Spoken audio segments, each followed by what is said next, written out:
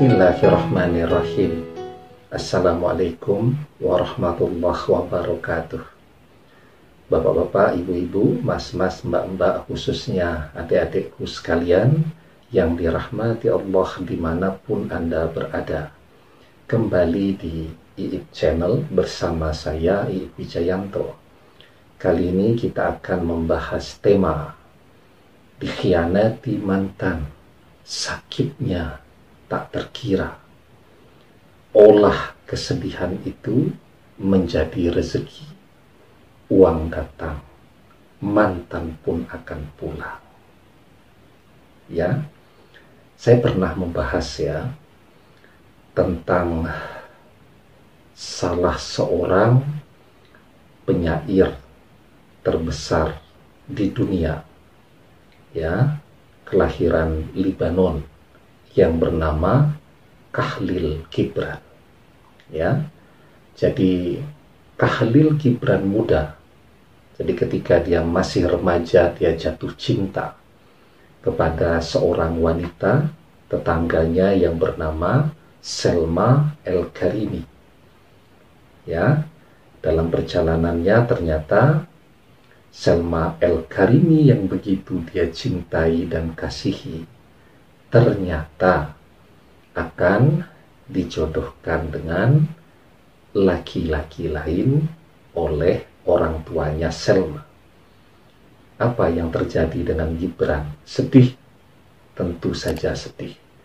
Persis seperti apa yang kita alami dan kita hadapi hari ini ketika mantan pergi mengkhianati kita. Tetapi apa yang dilakukan oleh seorang Khalil Gibran muda? Dia tidak berpangku tangan, tetapi dia manfaatkan betul momentum kesedihan itu.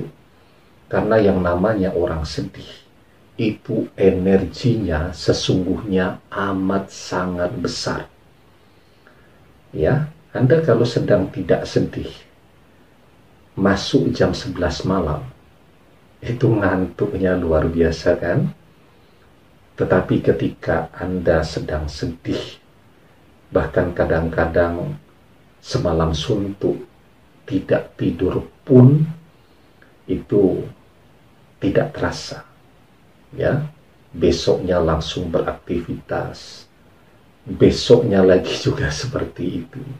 Itu menunjukkan bahwa orang yang sedih, yang gundah, itu dia punya energi yang amat sangat besar, yang kalau bisa dia salurkan dengan tepat, itu akan menjadi energi pendorong yang luar biasa dahsyatnya hasilnya.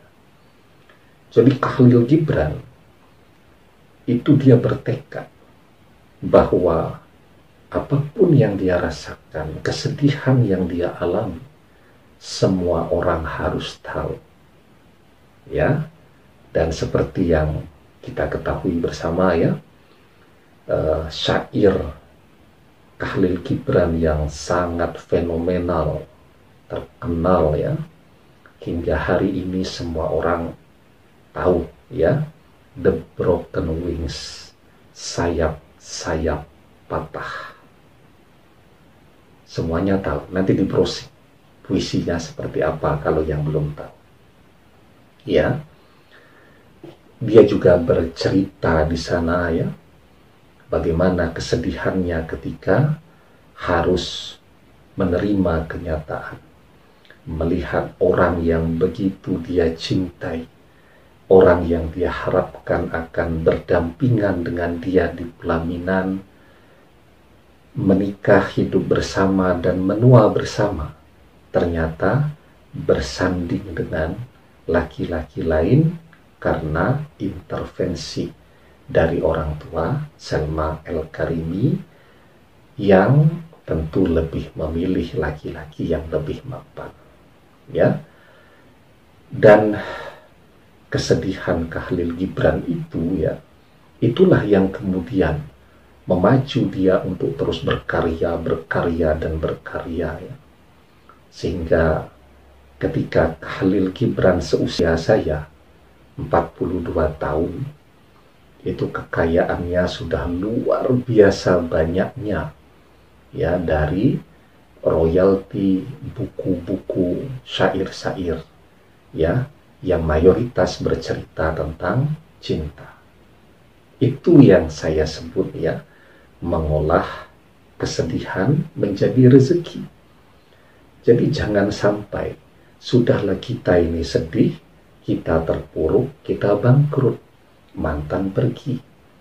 Okelah kita kalah dalam urusan mantan, tetapi kita menang dalam urusan yang lain. Salah satunya yang paling penting adalah masalah finansial, masalah uang tadi, masalah rezeki, masalah properti, dan seterusnya, ya. Kalau kita mau lihat penyair-penyair besar lainnya, ya, selain Khalil Gibran, ada Shakespeare, dan seterusnya. Ketika kita lihat tuh filmnya, atau kita baca novelnya, kita sampai nangis bombay, ya. Jadi salah satu novelis favorit saya namanya Nicholas Sparks, ya. Ada dua novel yang begitu berkesan di dalam hati saya, ya. Salah satunya sudah difilmkan itu, bintangnya kalau saya tidak salah Kevin Costner. Judulnya The Message in the Bottle, pesan yang ada di dalam botol. Ya, itu berkisah, ya, tentang seseorang yang patah hati, yang menuliskan pesannya kepada orang yang dia cintai setiap hari di dalam botol dan dilemparkan ke laut botolnya dengan harapan suatu hari nanti ada yang menemukan. Bacanya itu, misal saya bacanya jam 11 malam, ya, sudah ngantuk nih, cuman pengen agar lebih ngantuk lagi. Tapi kalau saya baca bukunya Nicholas Sparks tadi, itu ngantuknya jadi hilang. Kenapa hilang? Ya karena berbesmili, kan, terharu, bahkan nangis. Karena nangis matanya jadi segar tuh. Ya, itu kekuatan dari energi patah hati. Apakah kemudian mereka menuliskan itu berdasarkan imajinasi mereka saja? Saya juga penulis, dan saya tahu persis bahwa setiap karya-karya fiksi yang besar, yang dikenal banyak orang, itu umumnya biasanya justru kisah nyata.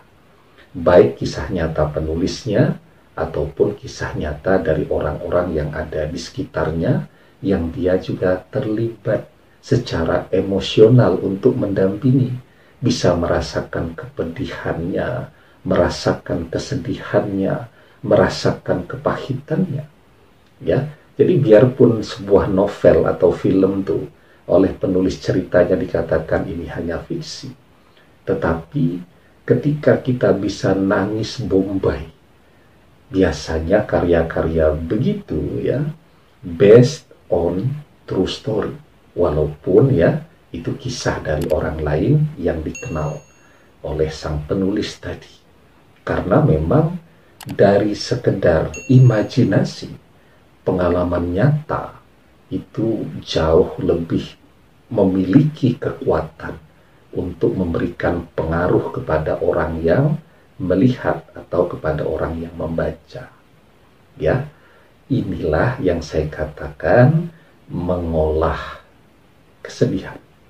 Agar energi kesedihan yang begitu besar itu tidak menjadi sia-sia, tidak mubazir, ya, tetapi bisa menjadi sesuatu yang kemudian membuat harkat dan martabat kita menjadi terangkat. Ya, tidak harus jadi penulis semua, ya. Anda bisa menggunakan energi yang besar itu untuk berkarya yang lain, untuk lebih semangat bekerja, untuk menunjukkan bahwa siapapun yang pernah mengkhianati saya, siapapun yang pernah meninggalkan saya, dia harus menjadi orang yang paling menyesal di kemudian hari, karena di kemudian hari semua orang ingin menjadi pendamping hidup saya. Ya, nah, jadi ya, ketika uang datang mengalir kepada kita, apa sih yang paling diinginkan oleh orang di zaman sekarang? Jadi kaya raya. Besar kemungkinan uang datang, mantan pun akan pulang. Ya. Nah, sekarang apa yang harus dilakukan ya? Yang harus dilakukan adalah membangun tekad dan semangat di dalam diri Anda. Ya. Kemudian awali dengan memohon ampun kepada Allah agar seluruh usaha Anda untuk menjadi lebih maju, ya, menjadi berhasil dan dibukakan kemudahannya. Di dalam surat Nuh ayat yang ke-10 sampai ayat yang ke-12 dijelaskan, Fakultus taghfiru rabbakum innahu kana ghafara yursilis sama'a alaikum midrara wa yumdidkum bi amwalin wa banina wa yaj'al lakum jannatin wa yaj'al lakum anhara. Maka aku katakan kepada mereka, mohonlah ampun kepada Tuhanmu, sesungguhnya Dia adalah Maha Pengampun. Niscaya Dia akan mengirimkan hujan kepadamu dengan lebat dan membanyakkan harta dan anak-anakmu, dan mengadakan untukmu kebun-kebun, dan mengadakan pula di dalamnya untukmu sungai-sungai. Ya, jadi penjelasan yang sangat indah dalam surat Nuh ayat yang ke-10 sampai 12, bahwa ketika sekarang mungkin kita sudah berusaha tetapi belum kelihatan keberhasilannya di mana, maka iringi usaha itu dengan terus memohon ampun kepada Allah, ya, agar semua usaha yang kita lakukan menjadi usaha yang berkah, menjadi usaha yang bisa mengubah taraf hidup kita menjadi lebih baik, agar semua orang menghargai kita, termasuk mantan dan keluarganya. Demikian, semoga bermanfaat. Wallahu a'lam bishawab. Billahi taufiq wal hidayah. Assalamualaikum warahmatullahi wabarakatuh.